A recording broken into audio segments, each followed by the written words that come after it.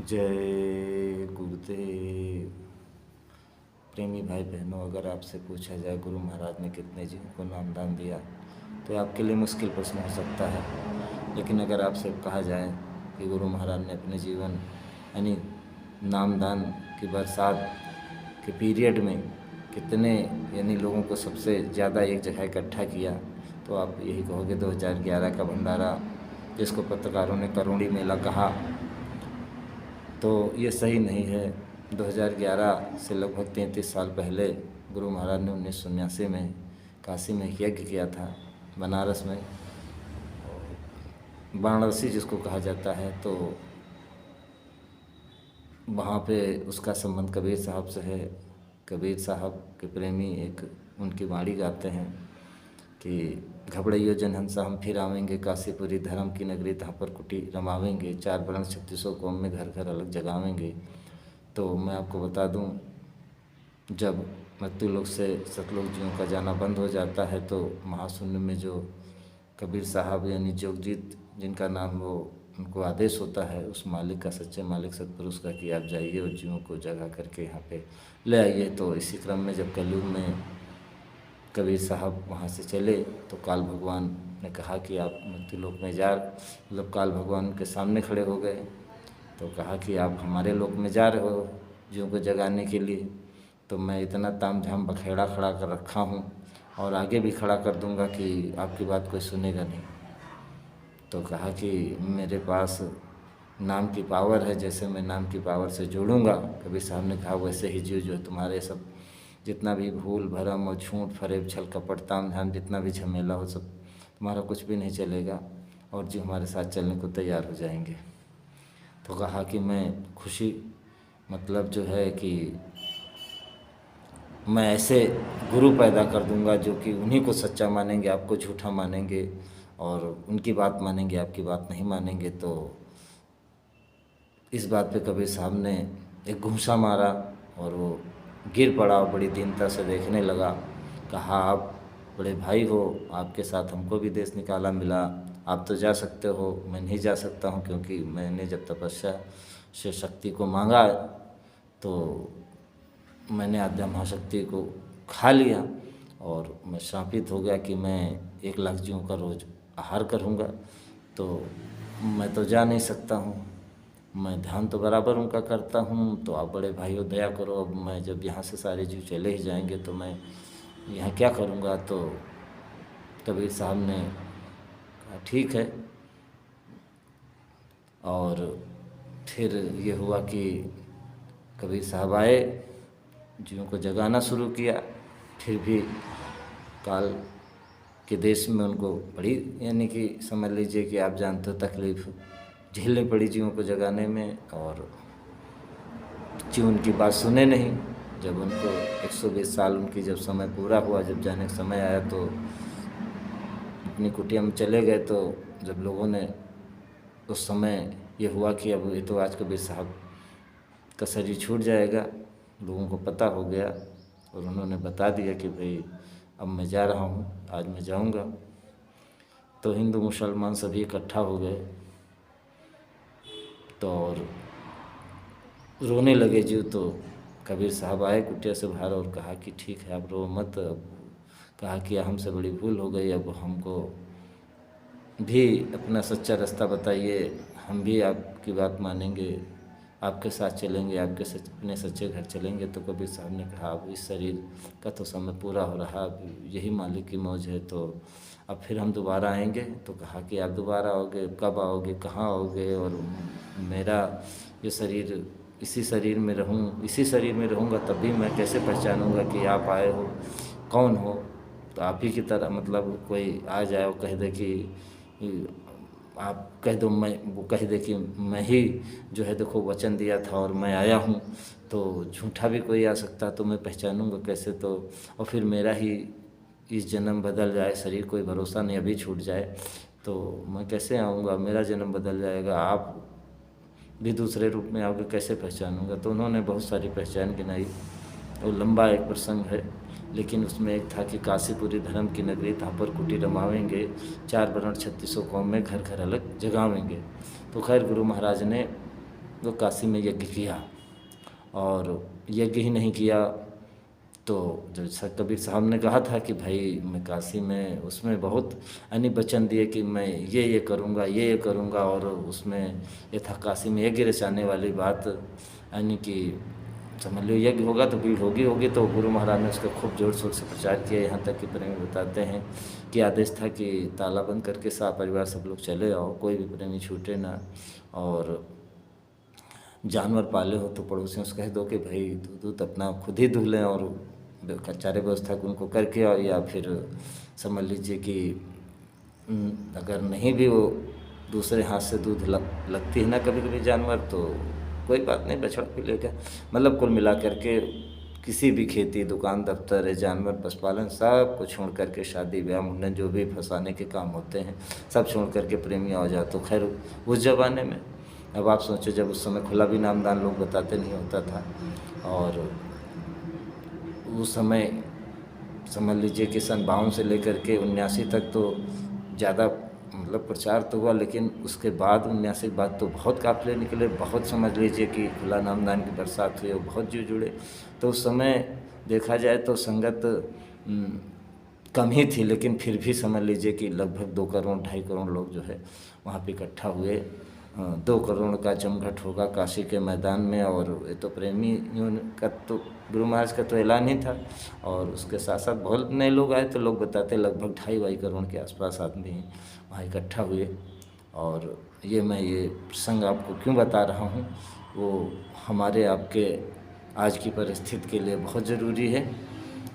उसमें महात्मा तो सारी बातें सत्संग में सुनाते हैं, लोक की परलोक की, जीव कहाँ थे, मालिक क्या था, फिर कैसे रचना हुई, जीव कैसे अलग हुए, और ये सब बातें बताते हैं। और इस मत लोग कितने दिन में वहाँ से आए और कैसे फंस गए, कितना समय हो गया, कहाँ कहाँ भोगे, नरक 84 में क्या भोगे, और कैसे कर्मों का जाल है, उसका फल क्या है, उसके बाद फिर मनुष्य शरीर दोबारा क्या महिमा, मनुष्य शरीर की दोबारा कितनी यानी देर में मिलता है या बहुत मुश्किल से, वो सब बताते ही महात्मा सत्संग में। लेकिन इसके बाद अलावा भी यानी बहुत बातें बताते हैं सत्संगों में, आम सत्संग जो मन से सुनाते हैं, और उसके बाद नामदान ये सब भेद बताते ही हैं। साधना की भी बातें, बहुत लोग साधक होते हैं तो सारे में वो मन से बहुत सारी बातें बताते हैं। खैर ये तो सब आप जानते हो कि सत्संग में बहुत सुना गुरु महाराज का, और भी महात्माओं की वाणी आपने सुनी होगी, पढ़ी होगी। तो खैर तमाम संत हुए हैं, दादू पलटू, मीरा, ये सब तमाम गोस्वामी जी। लेकिन गुरु महाराज ने उस सत्संग में यानी उस कार्यक्रम में कहा था, अभी आप तो जानते हो कि सतयुग की बात गुरु महाराज ने उठाई। हालांकि गुरु महाराज से पहले बहुत महात्मा हुए जिन्होंने सतयुग आने की बात कही। सूरदास जी महाराज हुए, एक गुजरात के इलायची राम हुए, एक उड़ीसा के जगन्नाथ दास हुए, और इसी तरह बहुत संत हुए। लेकिन यह है कि गुरु महाराज ने इसका, चूँकि आने का समय सतयुग का करीब था, महात्मा जो पिछले कह गए थे उन्होंने उस पर इतना जोर नहीं दिया, क्योंकि उस समय थोड़ा ज़्यादा था। लेकिन गुरु महाराज को बचाना भी था जीवों को, और बचवाना भी था अपने प्रेमियों के, मतलब माध्यम दे के उनको माध्यम बना के काम तो सब उन्हीं को करना था। तो उन्होंने इसका प्रचार भी किया कि भाई कलयुग में कलयुग जाएगा, कलयुग में सतयुग आएगा। तो जी तो उन्होंने कहा, लेकिन उसी सतयुग आने से संबंधित एक बात 2.5 करोड़ अपने प्रेमियों के बीच में, यानी कि सबसे बड़े अपने नामदान की बरसात के पीरियड के सबसे बड़े समय में, और गुरु महाराज ने जो सबसे ज़्यादा भीड़ इकट्ठा की, सबसे ज़्यादा संख्या बल में प्रेमियों को इकट्ठा किया, उसमें ऐलान किया कि सतयुग का प्रकाश मध्य भारत से आएगा। तो भारत हमारा देश है, और उसका बीचों बीच हिस्सा, चाहे आज का भारत ले लो, चाहे पूरा अखंड भारत जब बनेगा, तो ज्योतिष के अनुसार भी वो भारत का बीचों बीच मध्य प्रदेश का उज्जैन स्थान है, जहाँ पे उसी ज्योतिष के यानी कि नियमानुसार लोग बताते हैं, वहाँ पे दोपहर के 12 बजे जहाँ पे वो जंतर मंतर ज्योतिष का जो केंद्र बनाया गया उज्जैन में, वहाँ पे आदमी की परछाई एकदम ठीक उसके पैर के नीचे आ जाती है, कहना चाहिए एक हिसाब से गायब हो जाती है। तो वो ठीक मध्य भारत है भारत का, तो मध्य भारत से प्रकाश आएगा किसका, सतयुग का। तो अब आप समझ सकते हो कि प्रकाश का मतलब अपने सनातन धर्म में ज्ञान से लगाया जाता है, यानी सतयुग का ज्ञान, यानी कि सत्य का ज्ञान। तो अब ये गुरु महाराज की वाणी तो झूठ नहीं हो सकती है। तो प्रेमी भाई बहनों, मैं आपसे ये मतलब रिक्वेस्ट करूँगा कि इस बात को तो आप झुठला नहीं सकते। 2.5 करोड़ लोगों के बात के बीच में जो गुरु महाराज ने बात कही वो तो झूठी हो ही नहीं सकती है, क्योंकि लोगों ने बहुत बातें गुरु महाराज की झूठी साबित किया। और मुझे भी समझ लीजिए कि पहले नहीं मालूम था, शुरू में भाई किसको क्या मालूम होता है। तो एक प्रेमी आए जो गुरु महाराज के बड़े नज़दीक थे, हमारे आदरणीय श्री नवरत्न दीक्षित जी, जो गुरु महाराज की व्यक्तिगत सेवा में रहे। तो ये तो सब बवाल 2012 के बाद हुआ। उसके बहुत पहले एक बार ब्लॉक की मीटिंग थी, तो उसमें आए। तो क्योंकि प्रेमियों के अंदर एक आदत बहुत बुरी होती है कि वो जो है संतों की वाणी को संसारी लोगों की तरह काटते रहते हैं, एक संत की दूसरे संत की वाणी से। तो देखिए, ऋषि मुनि जो कि संत नहीं होते, यानी कि जो स्वर्ग गए, बैकुंठ गए, महर्षि बने, देवर्षि बने, देवलोक गए, या उसके ऊपर योगी योगेश्वर जो भी होते हैं, ब्रह्मज्ञानी, ब्रह्मलीन और ब्रह्म के समान, वो तो हो सकता है कि चूँकि वहाँ शरीर जैसे यहाँ सबका अलग अलग बुद्धि अलग है, शरीर की वजह से देखो 5 तत्व का शरीर है, फिर समझ लीजिए क्षित जल पाओ गगन से मीरा से जो बना है, और इसके अलावा फिर समझ लीजिए ऊपर में मन बुद्धि चित्त ये भी तत्व हैं, वहाँ वो भी एक सूक्ष्म शरीर के अंग है। तो जाहिर सी बात है, जैसे यहाँ सबके शरीर 5 तत्व से बने, लेकिन अलग अलग हैं तो 5 ही तत्व, लेकिन देखिए देखने में सब अलग अलग हैं। ऐसे ही वहाँ पे मन बुद्धि चित्त का जो मसाला है, वहाँ भी सब के अलग अलग हैं। यहीं देख रहे हो, चूँकि उसी कारण शरीर के बाद सूक्ष्म शरीर, उसी के फिर ऊपर जो है समझ लीजिए कि लिंग शरीर, उसी के ऊपर फिर ये स्थूल शरीर है। तो ये एक एक खोल जैसे कपड़े को उतारो तो ऐसे उतरते जाते हैं जीवात्मा के, तो अलग हैं। तो कारण शरीर तो में जो जीवात्मा है वो यानी ब्रह्मलोक में है, तो हमारा शरीर कारण अलग है, आपका अलग है। तो कुछ ना कुछ तो यानी कि विभिन्नता रहेगी, यानी कि वो ब्रह्म तक माया है, उसकी रेंज जो है, यानी माया की रेंज कहाँ से, ये जो मृत्यु लोक में जीव हैं, देखो मनुष्य जीवात्मा है, और ये जो जितने भी आप समझ लीजिए कि ये मंत्र लोक में जितने भी हैं, यानी कि अस्थावर खान से लेकर के, यानी 84 लाख की योनियाँ जो बनाई गई हैं, उसमें अस्थावर खान की जो पहली योन है वहाँ से लेकर के, और जो आखिरी योन मनुष्य योन है, वहाँ तक जो है ये सब जीव हैं। यानी कि पंच भौतिक शरीर में जब आत्मा रहती है तो उसको जीवात्मा कहा जाता है, जीव नहीं जीवात्मा। और उसके बाद यही जीवात्मा जब लिंग शरीर में जाती है तो यही प्रेत आत्मा या देवात्मा बनती है, क्योंकि दोनों का लिंग शरीर होता है। उसके ऊपर फिर सूक्ष्म शरीर में जाती है तो यही यानी कि समझ लीजिए वहाँ इसका सूक्ष्म शरीर हो जाता है। उसके बाद फिर कारण शरीर में शिव आत्मा कहलाती है। तो हमारा कहने का मतलब ये है कि यानी कि जीवात्मा जब वहाँ चलती है, यानी जीव से लेकर के और ब्रह्म तक, ये नहीं कि जीव में माया है और देवी देवताओं में माया है, तो या समझ लीजिए सूक्ष्म शरीर में माया है तो ब्रह्म में माया नहीं है।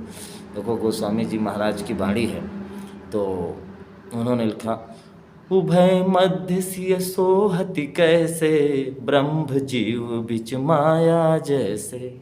तो लोगों ने समझ लिया कि ब्रह्म में माया नहीं है, तो ब्रह्म में माया नहीं तो जीव में भी माया नहीं है। ब्रह्म जीव के बीच ही में अगर माया मानते हो तो सिर्फ ब्रह्म में माया नहीं, जीव में ना, उसके बीच में, यानी उसकी रेंज में, ये तो दोनों बॉर्डर हो गए उसके बीच में। लेकिन गोस्वामी जी का ये मतलब नहीं था, उनका मतलब था कि जीव और ब्रह्म और ये दो, ये और बीच में माया में तो माया ही है, जीव में माया ही है और ब्रह्म में भी माया है, वहाँ पे ब्रह्म माया है। तो कहने मतलब है कि वहाँ तक माया है।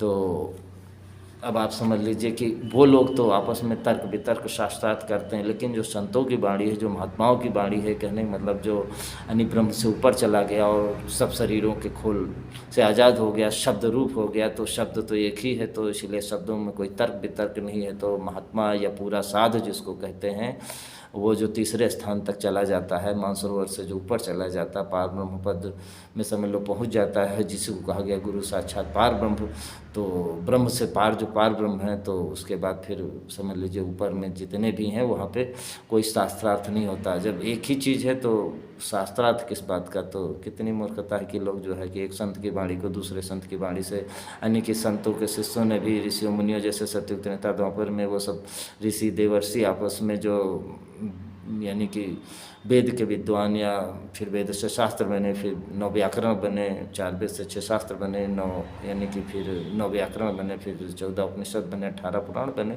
फिर इस तरह बहुत सारे पुराण अभी तो बन गए। आप समझ लीजिए कि लोगों ने बहुत हैं, तो मुख्य तो उतने, फिर तमाम धार्मिक ग्रंथ, तमाम लोगों ने धार्मिक पुस्तकें लिख डाले हैं। अभी कलयुग में आप देखोगे तो धर्म के नाम पे करोड़ों पुस्तकें आपको मिल जाएंगी अपने सनातन हिंदू धर्म में ही। तो वो सब तर्क वितर्क तो लोग करते हैं और साथ साथ संतों की वाणी का भी तर्क वितर्क करते हैं। हद तो ये हो गई कि जब गुरु महाराज के प्रेमी ही गुरु महाराज की वाणी को, गुरु महाराज की वाणी से तर्क वितर्क करके काटते हैं। तो वही जिसकी मैं बात कर रहा था, श्री नवरत्न प्रसाद दीक्षित जी आदरणीय, तो वो आए तो बोले कि देखिए गुरु की हत्या नहीं हो सकती, कि सब मर जाए गुरु नहीं मरता, सब मर जाए शब्द नहीं मरता, सब मर जाए संत नहीं मरता। तो संत शब्द स्वरूप ही होते हैं और शब्द कभी मरता नहीं है।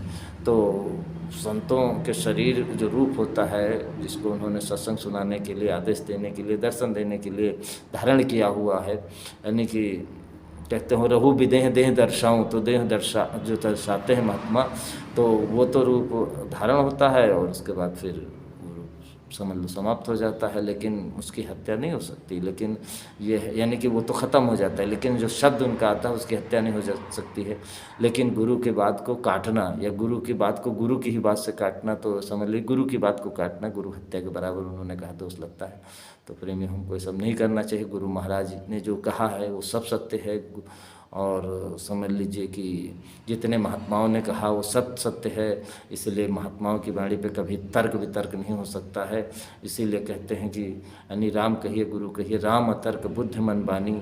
अब मन से आप परि गए नहीं हो, बुद्धि चित्त आप, क्योंकि अभी तक तो ये बुद्धि, जब आप बुद्धि से अलग हो जाओ और देखो कि देखो ये मेरी बुद्धि यहाँ बैठी है, चित्त यहाँ बैठा, अहंकार यहाँ बैठा है, जैसे कि कपड़ा उतार के कहते हो कि देखो ये मेरा शर्ट है, ये मेरा पैंट है, और ऐसे ही यानी जो कपड़े पहने रहते हो, तो ऐसे ही जब जीवात्मा सारे खोल उतार देती, मन का भी, बुद्धि का, चित्त का भी, तब समझ लीजिए कि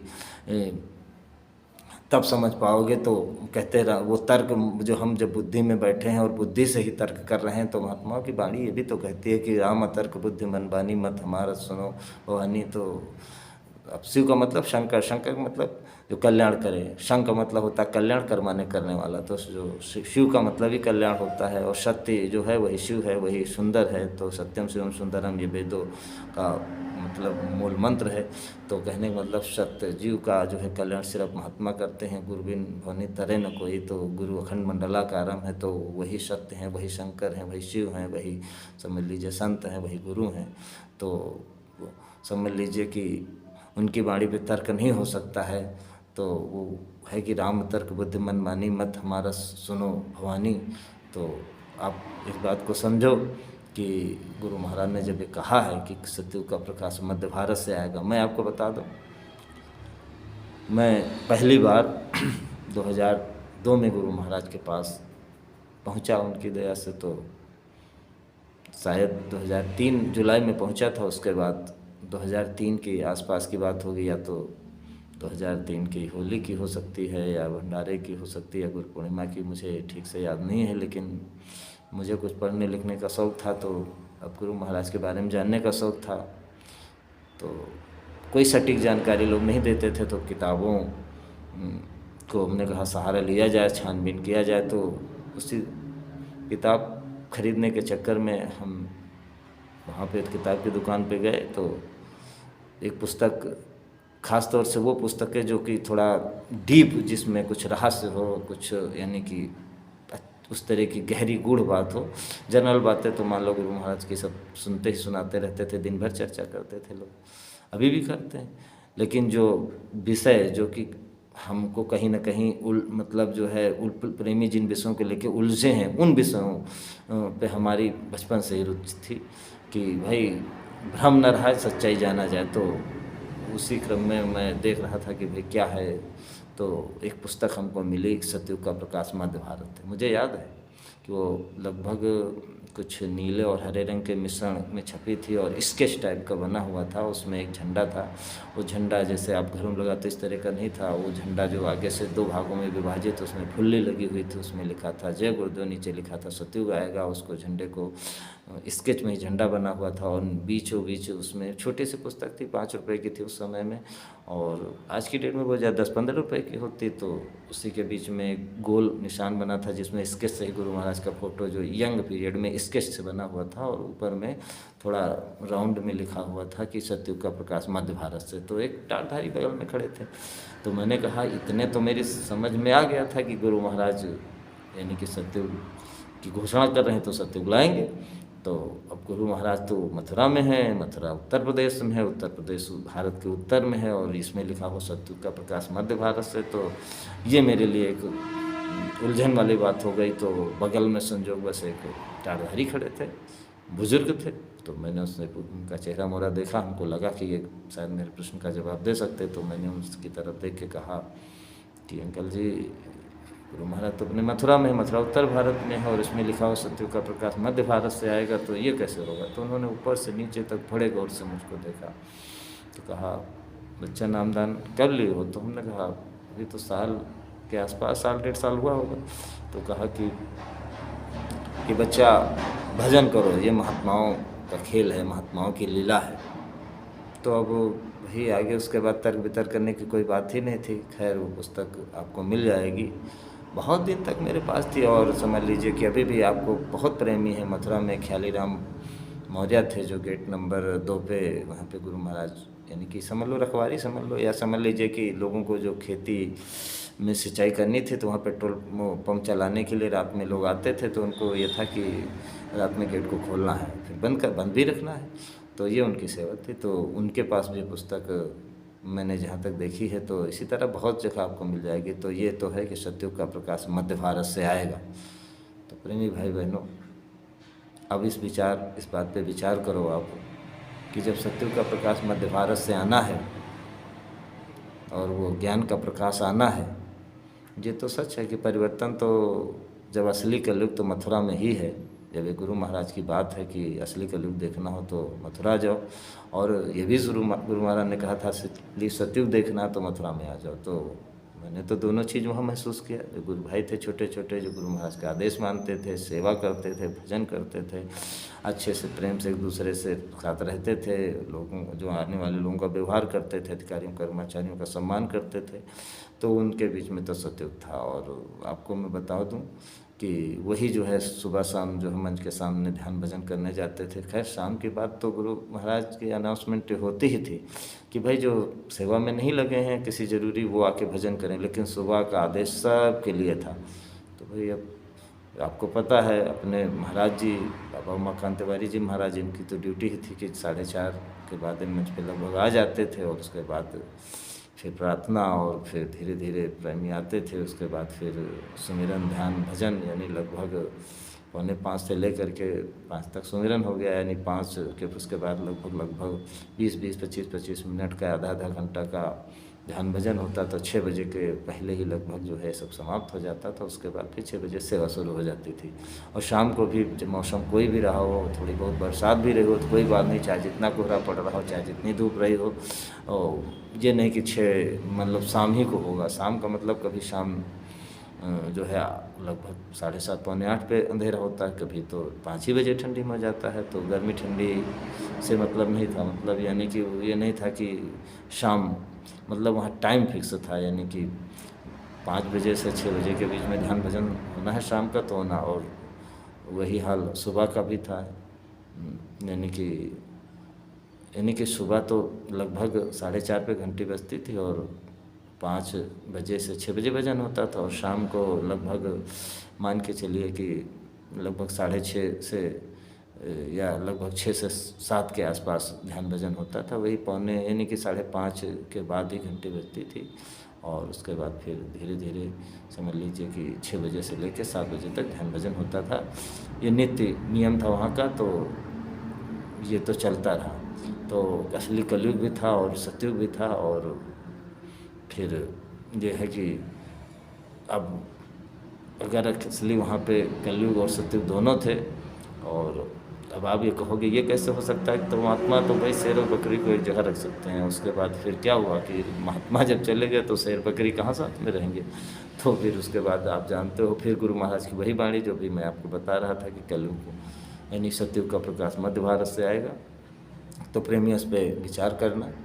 और ये बहुत महत्वपूर्ण बात है और ये बड़ी लंबी बात हो गई है, और लेकिन ये हमारे आपके सबसे महत्वपूर्ण बात है। सारी बातों को लोग तर्क वितर्क से काट सकते हैं, लेकिन जो गुरु महाराज ने 2.5 करोड़ लोगों के सामने कहा था कि सतयुग का प्रकाश मध्य भारत से आएगा, तो अब वो मध्य भारत तो कोई बदल नहीं सकता। वो तो उज्जैन था और है और आगे भी रहेगा। तो वहीं से जब प्रकाश आएगा, जब प्रकाश आता है तभी अंधकार दूर भागता है। तो फिर अंधकार जब दूर भागेगा, कलयुग रूपी अंधकार, तो फिर सतयुग रूपी परिवर्तन हो जाएगा। और जिसका हम लोगों ने संकल्प लिया है और गुरु महाराज ने कहा भी था, आपको मैं पुनः याद दिला देता हूँ कि हम बदलेंगे, युग बदलेंगे गुरुदेव तेरी अगुवाई में, कलयुग से सतयुग ला देंगे गुरुदेव तेरी अगुवाई में। तो इन्हीं शब्दों के साथ मैं आपसे विदा लेता हूँ। जय गुरु।